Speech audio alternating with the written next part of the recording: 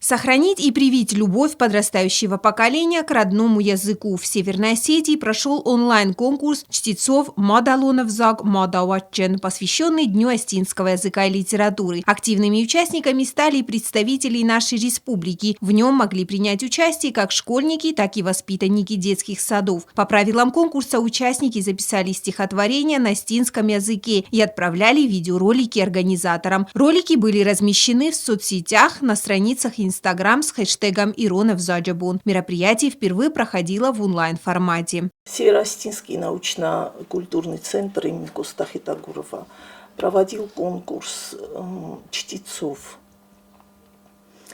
в 3 номинациях. Первая номинация – стихотворение Костахи Тагурова на остинском языке. Вторая номинация – собственные стихотворения.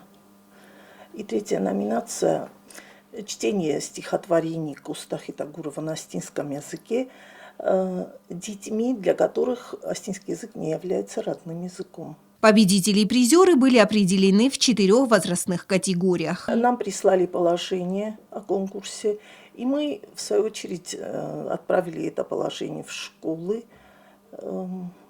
Родители и педагоги поработали с детьми.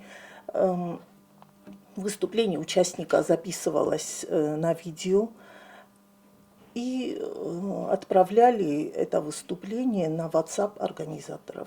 Нам сказали, что всех участников наградят сертификатами участников и книгами, а победителей ценными призами.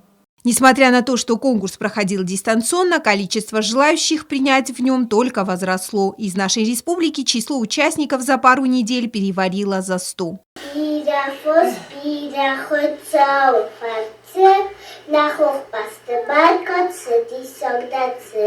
Жюри определит победителей, а отдельную награду получит тот, чье выступление наберет наибольшее количество лайков и понравится аудитории в социальных сетях. Также организаторы конкурса планируют приехать в Южную Осетию, чтобы встретиться со всеми участниками и вручить им грамоты Министерства образования и науки Северной Осетии. Яна Плива, Азамат Кудзев, Альдина Чихоева. Информационный выпуск сегодня.